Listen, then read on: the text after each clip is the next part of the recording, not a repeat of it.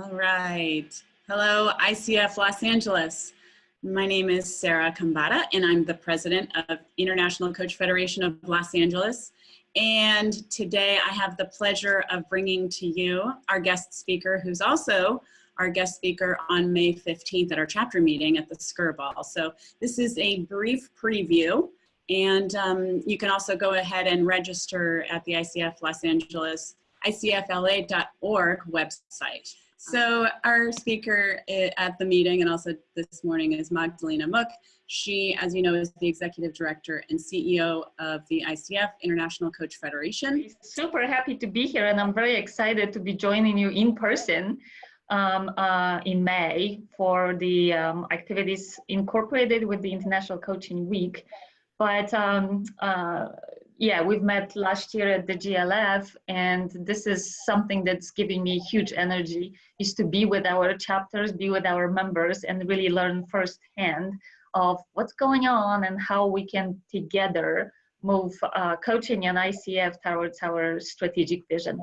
So thank you for the invitation. Yes, yes. It's great to be here with you. So maybe you can share with us just a rare known fact about you. Rare known fact about me. So you gave it away that I'm Polish, so I don't think it's really rare, an unknown fact. Many people know that I'm a very proud auntie of 4 amazing nieces and nephews, but if somebody is friends with me on Facebook, they would know that already. So, I met two princes, and one of them is right now a king. So there. Fabulous, fabulous. Yeah, okay. So, and in terms of impacting our global society, just a little question after that, but so in terms of impacting our global society, how does pro bono coaching make a difference in society? I will answer that question a little bit indirectly, if you indulge me, because I think that this is not just a question about pro bono coaching. It's a question about how coaching is changing our society, because I think that there is a huge need for a noticeable change in what's going on around us. And coaching truly can make a phenomenal difference. Through the activities of the ICF Foundation and also through activities of many, many chapters, we are engaging more with social development organizations and not-for-profits that directly are involved in shaping the social fabric, if you will, or societal fabric of our environment and of our world. So many times I think that the pro bono coaching that we offer either through Ignite initiative with the foundation or the chapter initiatives, this is perhaps the first introduction for those individuals and organizations to coaching and to the amazing power of coaching, transformational power of coaching. So I think that many, especially social development organizations, not-for-profit organizations, may first not realize that coaching exists. Second, may think that coaching is reserved for corporations, governments, you know, big initiatives, or may think that it's not affordable. So the pro bono initiatives truly are the opening door for the acceptance, for the understanding of what coaching is, and again, how phenomenally coaching can amplify, accelerate, ease, support whatever change initiatives these organizations and individuals are going through. Beautiful. Yeah, so, and maybe you can talk a little bit also about women's leadership and the difference that women's leadership or women make in organizations or that are making in society right now, maybe due to coaching or in general that you see. I know you're an avid writer in business journals and you're have expertise in this area, which I've heard you speak about. So yeah, what can you share with us there? Well, first of all, we still have a long way to go. But I do think that women leadership is being not just some kind of an exotic term anymore, but it is becoming more of a mainstream and a reality. We do hear about some gains in ladies holding top positions in large organizations and corporations. We do hear about greater percentage of women serving in the board positions, again, for large organizations. So this is fantastic. And what we also do know is that coaching really helps with developing leadership skills and by extension, helping women in leadership.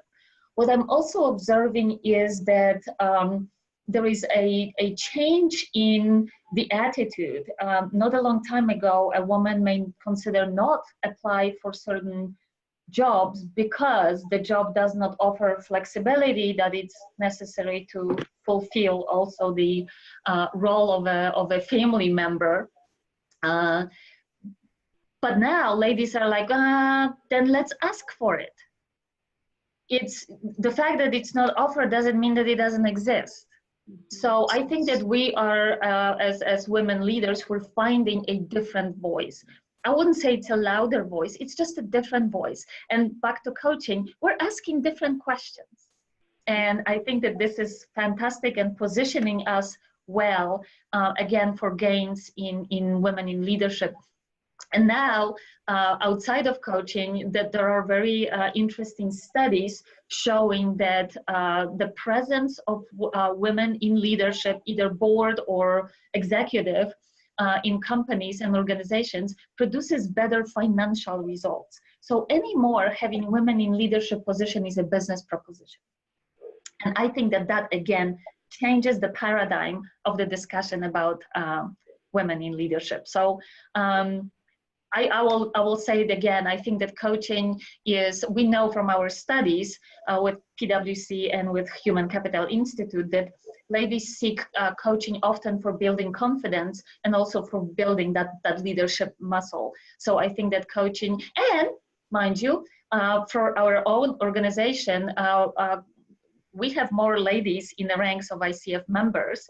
And in countries, especially in Middle East and Africa, coaching is also a really important new career opportunity for women who otherwise perhaps would not be able to be in the ranks of a workforce. Most recently, we heard a fantastic conversation with our colleagues in Saudi Arabia, where, as many people know, rights of women only recently started being really recognized and amplified. So now many of these ladies are actually joining the ranks of coaches because it is an available and viable opportunity for them to be professional women that they are. And speaking of around the world, I'm just wondering, because I know you travel so much, how many countries would you say that you visit in a month? Oh, it really depends. You know, we say that there is never a dull moment at ICF, and it's true. And it's the same is true for me and my travels, because, for example, the GLF itself was in Dublin, in Ireland. So I had an opportunity to visit Poland before coming to Ireland, and then went back to DC. So, okay, 3 countries in about a week and a half. And it really does depend, because sometimes, especially in conjunction with our board meetings, which we try to take to different parts of the world in order to meet with our members, in order to give a boost to coaching, developing in different areas, we would then try to take advantage of being in the region and therefore, you know, visit some surrounding countries. So that may be a bigger number during those months. But then I'm also very happy to just stay put and make sure that we are taking care of the needs of our growing ICF team and everybody, all the members around the globe. That's wonderful. Yeah. And of course, with Zoom, you can speak with people all around the world. And I'm sure you do a bit of that as well, like you are with us. Yeah, it's a lifesaver. It really is a lifesaver. It sometimes calls for early mornings, not my favorite, or late nights. But it is a quite an empowering experience, being able to see each other, and sometimes on the screen having so many people from so many different countries. Think about our board of directors. We have 9 people from 9 different countries, and all continents, really. So that's super fun, just to see the wisdom and the difference, diversity, and the cultural awareness. It's just invigorating to me to be able to be in conversations with such a diverse group. Yeah, it's exciting to share that with the members also, because our members have, there's such diversity in the members. And so for them to hear that the board is, 9 people from 9 countries, and that's who's representing them and us. And it's so powerful to see that happening. And I know this is just a segment, and you'll be speaking much more on May 15th.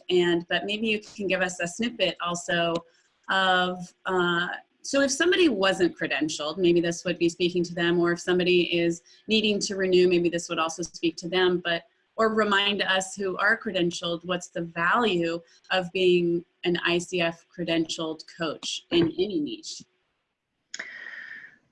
So many ways to answer one question.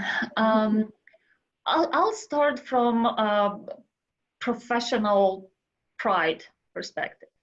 Holding an ICF credential means that somebody was willing to be evaluated externally to their training, and to rise up to a standard that is considered a gold global standard in coaching. There are almost 28,000 ICF credential holders, active credential holders, which is phenomenal. And truly, our credentialed coaches are everywhere around the globe. It's super fascinating and also very rewarding to see that our program took such a phenomenal strides in attracting individuals to who are indeed now being able to say, look, I am professional coach, and frankly, I can prove it because I am credentialed by this global organization. The other part goes more, I guess, into the business side. More and more organizations and institutions started requiring ICF credential, or give preference, if you will, to coaches with ICF credential to be able to bid for the jobs, to be able to be an internal coach, or to be in other ways involved in the operations of these organizations. Several coaching brokerage organizations completely turn around their recruiting and recruit only coaches with ICF credential, and it is because clients more and more start asking about it. So that's something that may open certain doors for some specific business opportunities. And back to research, I'm very proud of the research ICF does. PricewaterhouseCoopers study continuously tells us that coaches with credential tend to have more clients and tend to be able to charge larger fees for their services. So it is, for a while we were saying, well, ICF credential is a distinguishing factor. We are getting almost to the point where this is a must-have, because it's almost like permission to play is to have an ICF credential. We are really, I say it with great certainty, we are the best credentialing system for coaching that exists. We are very rigorous about our approach, not only to a content, but also to a process.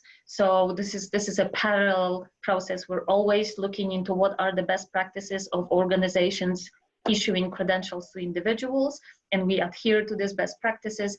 And then on the coaching side, we are consistently also looking into what's going on in the field of coaching, so that we are absolutely certain that our credential measures what is the practice of coaching. So we are right now finishing the job analysis, something that we do every 3 to 5 years. Again, making sure that what we do and what we measure is the reflection of the actual coaching process. I'm glad that you mentioned the ICF Research Portal. I love that.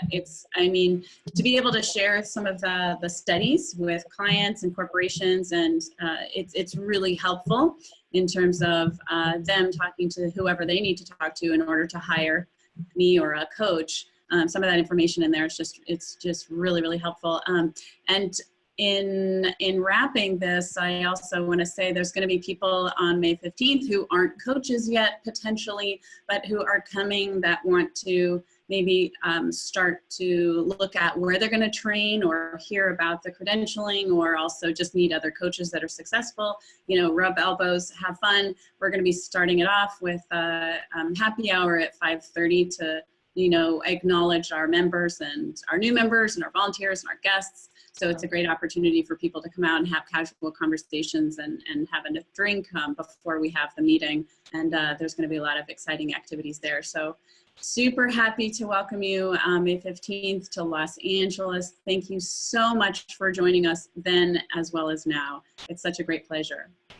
Thank you so much. I am really very excited about being able to spend more time with the members of ICFLA, and I'm very excited to be able to maybe bring some of the new knowledge to the chapter, and also be able to answer whatever questions that may come as we spend our time together. Great. See you soon. Thank you, Magda. Thank you so much.